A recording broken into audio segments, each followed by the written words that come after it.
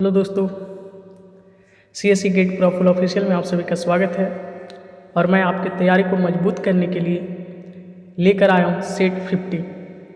दोस्त, session start करने से पहले मैं आप सभी लोग को जो कोल इंडिया लिमिटेड का एग्ज़ाम दिए थे सिस्टम डिपार्टमेंट के लिए फॉर कंप्यूटर साइंस, तो उन सभी स्टूडेंट को दिल से और मेरे पूरे टीम से आपको ढेर सारी बधाई।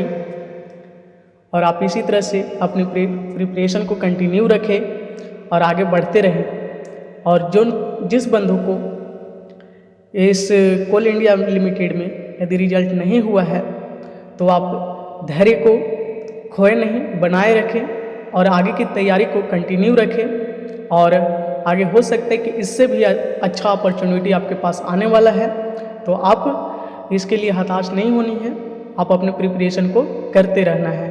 तो चलते हैं दोस्त, इसी प्रिपरेशन को, अपनी ऊर्जा को कंटिन्यू रखते हैं। ठीक है, तो चलते हैं, सेशन स्टार्ट करते हैं। आपका फर्स्ट क्वेश्चन आपका स्क्रीन पर बोल रहा है कि assume transaction A holds a shared lock R if transaction B also request for a shared lock on R it will. तो आपको यहाँ पर बताना है कि यदि कोई एक ट्रांजैक्शन है वो ए को होल्ड करके रखा है, ठीक है ना, और यहाँ पर बोल रहे हैं कि ये होल्ड से शेयर्ड लॉक आर, और इफ ट्रांजैक्शन बी मतलब दूसरा जो ट्रांजैक्शन बी है वो also request for a shared lock on R, ठीक है ना, वो दूसरे जो ट्रांजैक्शन वो क्या किया, रिक्वेस्ट किया है आर के लिए, तो क्या होगा, ठीक है ना। तो यहाँ पर आपका जो सिंपल सा आंसर बता दूँ तो वो होता है इमीडिएटली बी ग्रांटेड। क्यों होता है, तो यहाँ पर थोड़ा सा इसका कॉन्सेप्ट समझिएगा कि इसमें दो तरह का सैंपल लॉकिंग स्कीम होती है, ठीक है ना। सैंपल लॉकिंग स्कीम होती है दो तरह की, कौन कौन सी, तो फर्स्ट होती है आपकी शेयर्ड लॉक और सेकेंड आपकी होती है एक्सक्लूसिव लॉक, ठीक है, एक्सक्लूसिव लॉक। शेयर लॉक क्या होती है कि जब आपकी ट्रांजैक्शन शेयर मोड में रहता है तो ये अलाउ करता है ओनली फॉर रीड के लिए। शेयर लॉक स्टार्टिंग आपको जब शेयर मोड में कोई भी ट्रांजैक्शन रहेगा तो उसको सिर्फ अलाउ करेगा रीड के लिए, ठीक है ना। लेकिन वही जब एक्सक्लूसिव मोड क्या करता है, एक्सक्लूसिव लॉक क्या करता है कि जब आपका ट्रांजैक्शन शेयर मोड में रहता है तो ये रीड और राइट दोनों के लिए अलाउ करता है, ठीक है ना। तो उसी तरह से यहाँ पर आपका बोल रहा है कि if one transaction has shared lock on a data item and if one another transaction request for shared lock on the same data item तो it will be immediately granted. तो क्या होगा यहाँ पर कि ये क्या करेगा, इमीडिएटली ग्रांटेड करेगा, ठीक है ना। तो इसलिए यहाँ पर ऑप्शन जो बी जो है करेक्ट है, ठीक है दोस्त। चलते हैं नेक्स्ट क्वेश्चन नंबर 2 पे। क्वेश्चन नंबर 2 DBMS से क्वेश्चन है, ये बोल रहा है आपका कि consider the following relation schema R along with the tuples, ठीक है ना। तो यहाँ पर आपका एक रिलेशन दिया है इम्प्लाइड नेम और सैलरी, तो ये इम्प्लाइड नेम है और ये सैलरी हो गया आपका implied 2, implied 3, implied 4, implied 5, implied 6, मतलब 6 इम्प्लाय आपके पास है और सारे का सैलरी आपका दिया हुआ है, ठीक है ना। तो पूछ रहा है कि what is the output of following SQL query. तो यहाँ पर क्यूरी लिखा हुआ है, देखिए, select name maxim salary from employee table में, ठीक है ना, where salary less than select maximum salary from employee, ठीक है ना।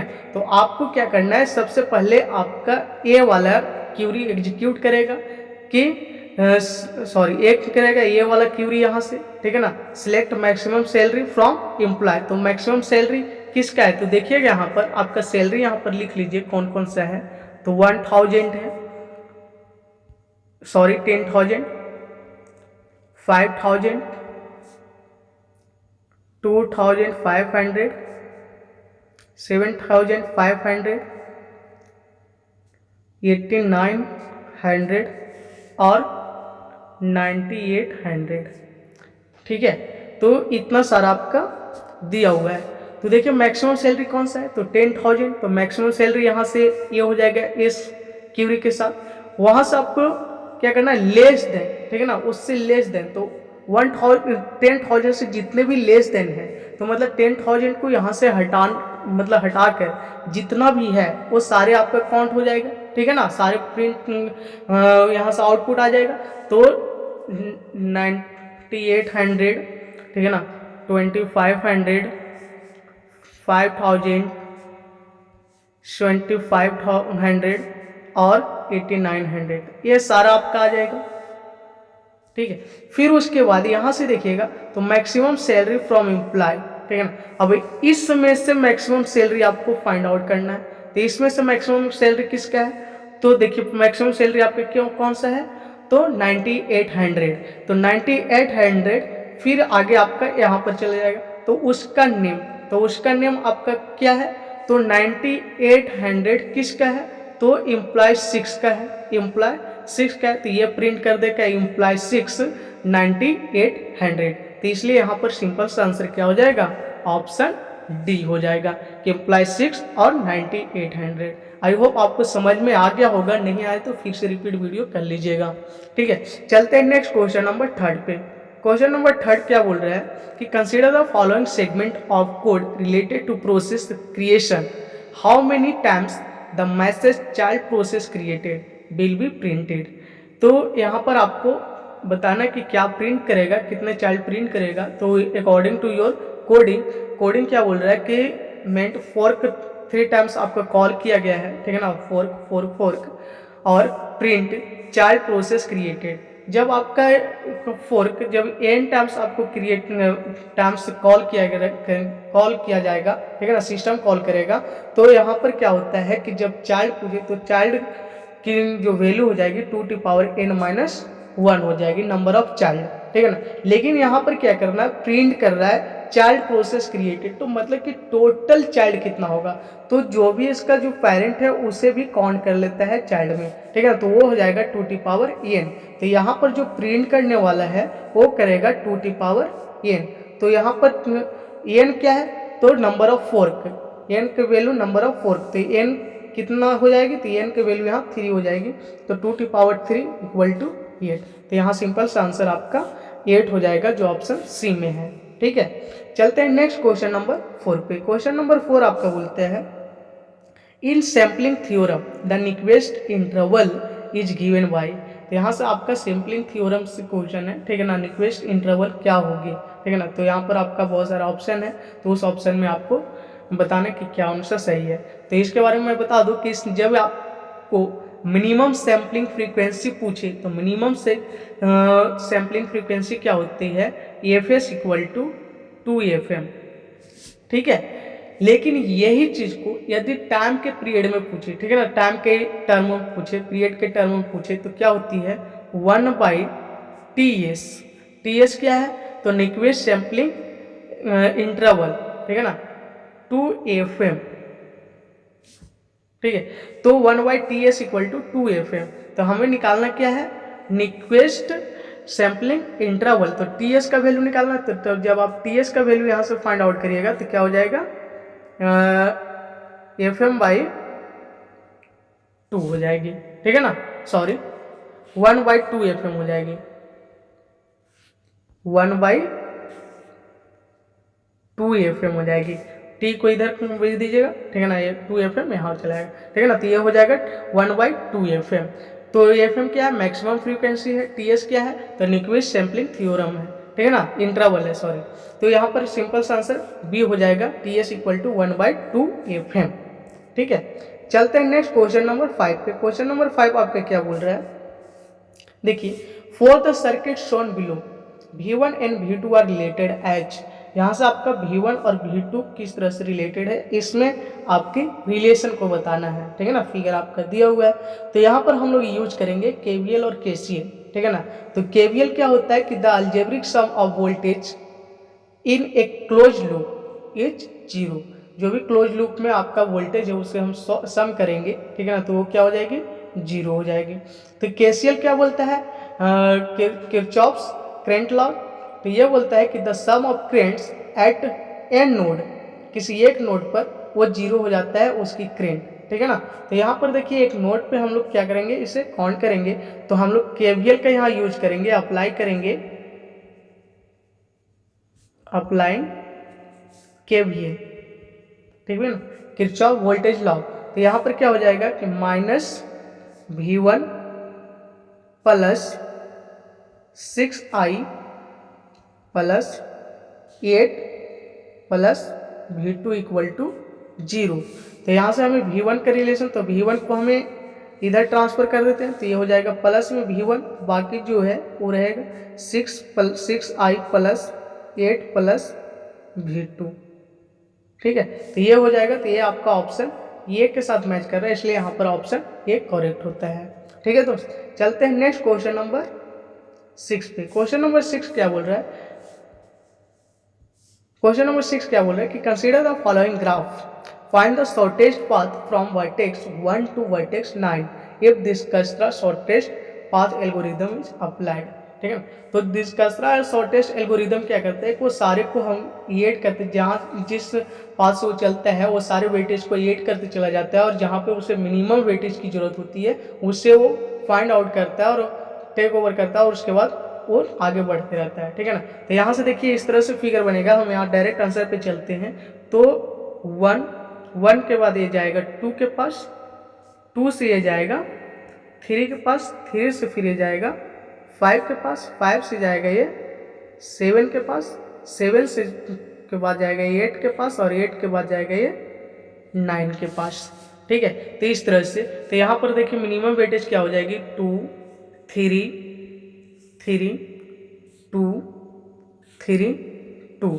इसे जब आप काउंट करिएगा तो ये मिनिमम वेटेज आपकी आएगी 15, लेकिन और सबके साथ यहाँ पर ग्रेटर होगा। देखिए आप काउंट कर लीजिए, तो 2 3 5 2 7 7 7 14 14 और 2 16, ठीक है ना। तो 16, तो ये वाले पाथ को छोड़ देगा, ये वाले पाथ से हम चलते हैं, तो देखिए 2 5 2 7 7 और 6 13 13 और 3 16 16 और 2 18, तो ये वाले पाथ को भी छोड़ देगा, ठीक है ना। ये वाले पाथ को भी नहीं लेगा, ये वाले पाथ को भी नहीं लेगा, ये पाथ से चलेगा, तो देखिए 3 2 5 5 3 8 8 2 10 10 3 13 13 और 2 15, तो इस पाथ को ये क्या करेगा, टेक करेगा, वहाँ से ले लेगा। इसलिए यहाँ से आपका सिंपल सा आंसर ये हो जाएगा 1 से 2 2 से 3 3 से 5 5 से 7 और 7 से 8 और 8 से 9, ठीक है।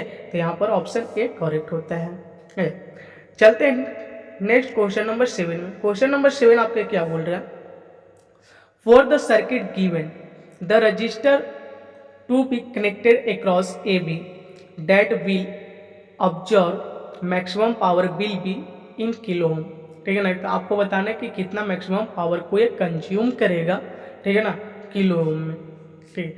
तो कहाँ से, आपका ए और बी, मतलब इस पॉइंट से इस पॉइंट के बीच में, ठीक है ना। तो देखिए एक सिंपल सा कॉन्सेप्ट लेकर आया, तो देखिए क्या यहाँ पर आपको कॉन्सेप्ट राइट साइड में दिख रहा होगा, बोल रहा है कि for maximum power to be transferred to the load with resistance RL must equal the Thevenin equivalent resistance of the circuit at A to B, ठीक है ना।